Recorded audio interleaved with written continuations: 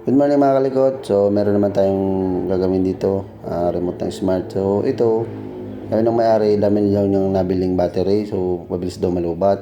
So nung tiningnan ko, yan, marami ang kalawang ng terminal ng battery. So pag mga ganyan kasi mga kalikot, yung kalawang dyan, nagkakos yan ng lost contact. So kahit bago yung battery mo, sa una, gagana yan. So sa katagalan, nagbi-build up na dyan yung kalawang niya. So nagkaroon na yan ng lost contact. So akala nyo lobat na naman yung battery. So yan, lilinisan ko na yan mga kalikot. Then pati yung mga button niya, so may lilinisan din ako dyan kasi may hindi gumaganang pindutan. So ito mga kalikot yung diskarte.